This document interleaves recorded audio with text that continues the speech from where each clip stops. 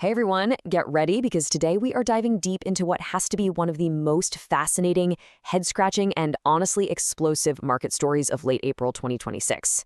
We're looking at EchoStar, ticker symbol SATS.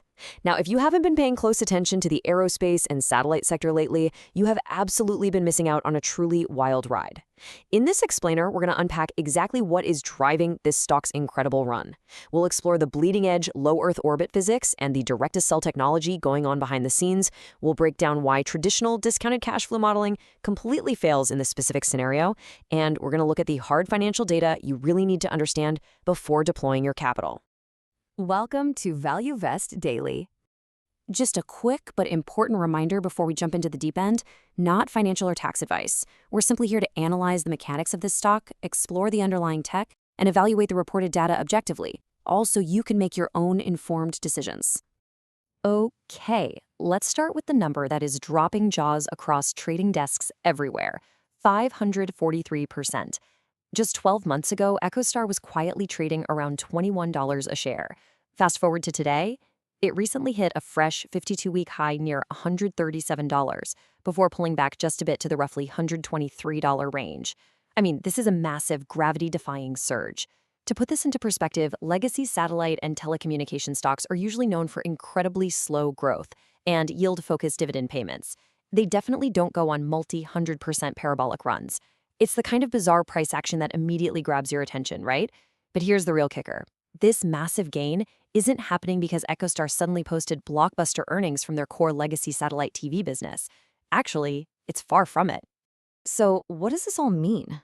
Why did SATS explode? If their legacy business is actually struggling, what exactly is the rocket fuel propelling the stock into the stratosphere? Well, the answer isn't in what EchoStar does day to day. It's in what it quietly owns. This is a pure asset play, and it involves the absolute biggest name in aerospace today. Section 1. The Catalyst. SpaceX. Okay, let's dive into this. EchoStar has essentially transformed into a liquid, publicly traded backdoor play into pre-IPO SpaceX. Crazy, right? To understand how a legacy satellite TV provider got all tangled up with Elon Musk's space empire, we have to look at the massive $19.6 billion spectrum deal that dropped in late 2025.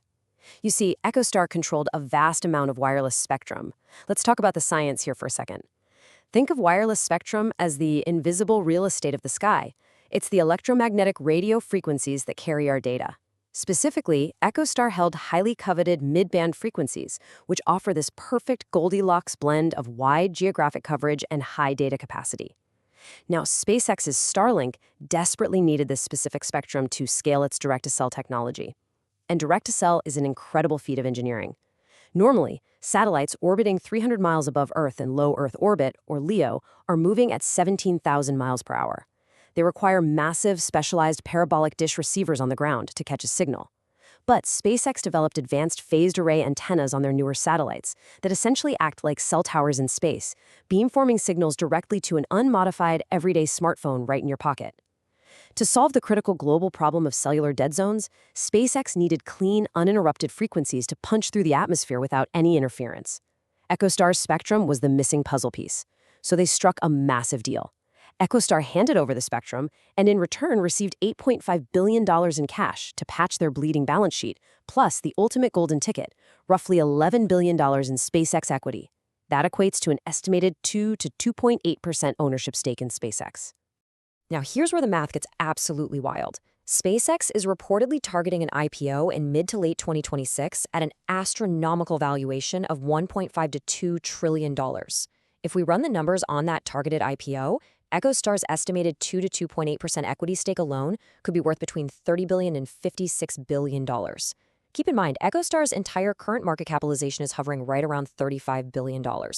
The market is basically pricing SATS as a proxy stock for that pre-IPO SpaceX equity. We've actually seen this phenomenon before. Think back to when Yahoo owned a massive early stake in Alibaba. For years, investors bought Yahoo stock not for their core search engine business, but just as a backdoor way to own Alibaba before it went public. EchoStar is experiencing that exact same dynamic. Investors are largely ignoring the struggling legacy operations, and they are buying the stock purely for the aerospace goldmine sitting on the balance sheet. Section 2. Fundamentals. Valuation and risks. Now, what's really interesting here is that as value investors, we know that hype and momentum can only carry a stock so far, right? We absolutely must look under the hood. Looking purely at the numbers, we have to acknowledge the crushing weight of their debt load. Yes, their current market cap is about $35 billion, and they project roughly $15 billion in 2025 revenue.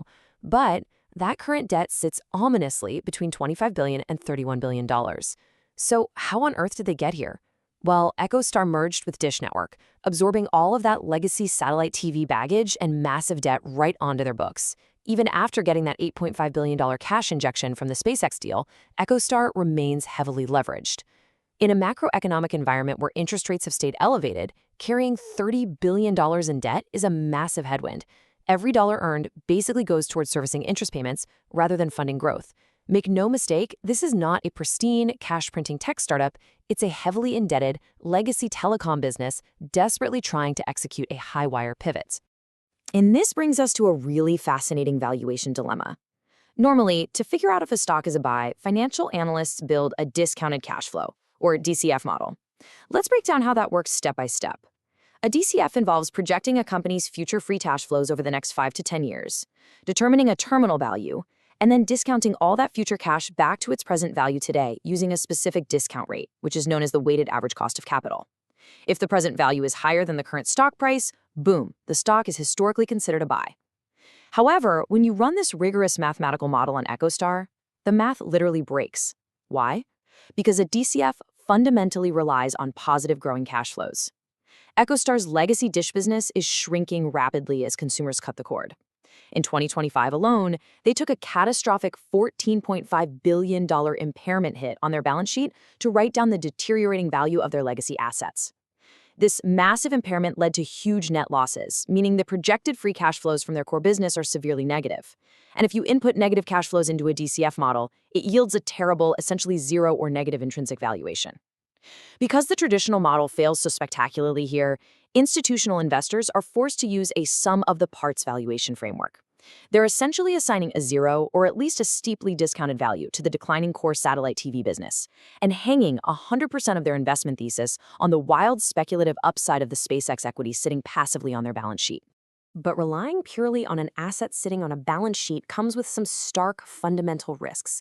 First up, the $19.6 billion spectrum deal is actually still pending final regulatory approval. The FCC and antitrust regulators have to approve the transfer of these massive swaths of spectrum to a dominant, aggressive player like SpaceX. If the government pushes back on anti-competitive grounds, this entire thesis crumbles overnight. Second, there's a brutal irony at play regarding their core operations, Starlink. The very company EchoStar now owns a piece of is aggressively eating into EchoStar's own legacy rural broadband and satellite TV market. They are literally funding the competitor that is destroying their legacy revenue streams, add in the serious internal execution risks on the remaining highly expensive satellite launches, and the picture gets pretty murky. Analyst targets are mixed, averaging around $13 to $134, which implies very limited upside from current levels if the IPO doesn't blow past expectations. Honestly, if that SpaceX IPO gets delayed by a year or goes public at a $1 trillion valuation instead of $2 trillion, SATS could easily correct 30 to 50% in a heartbeat. Section 3. Technicals and price action. So the fundamentals tell a story of high risk and high reward. But how is the market actually trading this right now? Well, the stock had a massive, hard technical breakout when it crossed above the $80 resistance level, eventually peaking near $137. It is now sensibly consolidating in the $120 to $125 range. And what technical analysts absolutely love to see here is the volume profile.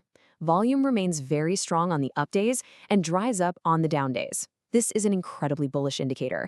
It tells us that institutional buying, the smart money, is quietly accumulating shares and keeping the momentum intact, rather than this just being a retail-driven speculative pump.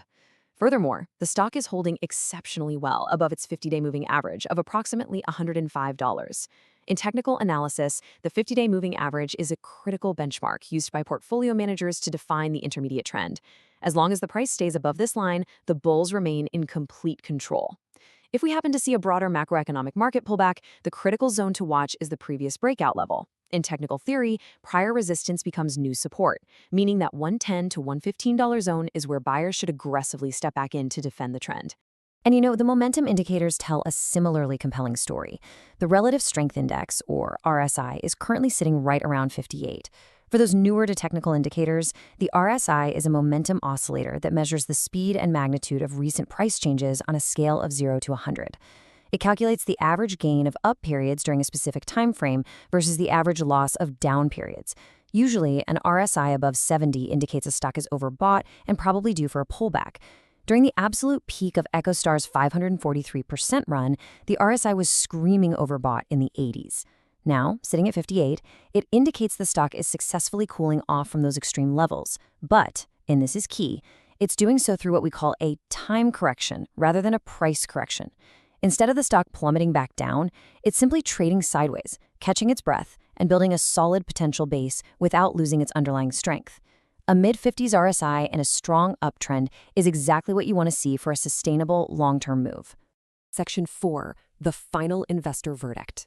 We've covered the explosive history, the groundbreaking direct-to-cell spectrum technology, the broken DCF models, the heavy debt risks, and the cooling technicals. It's time to pull all of this data together. So, the crucial point is, based on the combination of severe fundamental risks and incredible momentum upside, the verdict from the source analysis is crystal clear. SATS is a speculative buy on dips, but strictly with a small portfolio allocation, meaning an absolute maximum of 2 to 5% of your total portfolio. Let's talk about portfolio allocation theory for a second. When you have an asset with binary outcomes, like a stock that could literally triple on a successful SpaceX IPO or get cut in half if regulatory approvals fail, you manage that extreme risk through position sizing. By utilizing risk-adjusted return concepts, capping the position at 2 to 5% ensures that if the worst-case scenario materializes, your overall portfolio will not suffer a catastrophic drawdown. Conversely, if the stock goes on a multi-100% run, a 5% allocation is still large enough to meaningfully drive your overall portfolio returns. At current prices around $123.70, the easy money from the initial $21 breakout has already been made. This is no longer a deep value play. It's a high-conviction, speculative bet entirely reliant on SpaceX executing its IPO at a $2 trillion valuation. So, to protect yourself and ensure a better margin of safety, step 1 is patience. Wait for a pullback to that key $110 to $115 support zone we identified earlier. This is where market psychology becomes your biggest hurdle. The fear of missing out, or FOMO, makes it incredibly tempting to hit the buy button when a stock is constantly in the headlines, making new highs. But disciplined value investors refuse to chase parabolic tops. Waiting for support drastically improves your risk-to-reward ratio. Step 2, strictly maintain those disciplined position sizes at 2 to 5% maximum.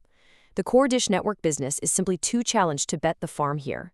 And step 3, do not chase the recent $137 highs unless you are executing a pure, short-term momentum trade with very tight, predefined stop losses to protect your capital from sudden downside volatility. Which leaves us with this final, overarching question to ponder. Is the pre-IPO SpaceX hype truly worth the massive fundamental debt and operational risks EchoStar carries? This is the ultimate showdown for investors. On one hand, you have a generational aerospace asset play involving direct-to-cell technology that could fundamentally change global communications, backed by Elon Musk's execution track record. On the other hand, you have a deteriorating legacy balance sheet with roughly $30 billion in debt and a discounted cash flow model that mathematically fails due to extreme impairment hits. If you believe in the 2026 mega IPO, the upside could still realistically be 2 to 3 times from here. But if the regulatory approvals drag out or the IPO market cools off, the downside is incredibly steep. It's a classic high-stakes battle between a shrinking legacy business and a futuristic technological goldmine. Thank you for joining this explainer. I hope this deep dive helped clarify exactly what is going on behind the scenes with SATS and its SpaceX backdoor. Please subscribe, like, and share Value Vest Daily for daily learning opportunities before you put your money to work. We love breaking down these complex, high-momentum stories for you using data and science. Please put in a comment if you want us to deep dive into any specific high-risk/reward opportunities. Stay disciplined out there, keep learning, and we'll see you in the next one.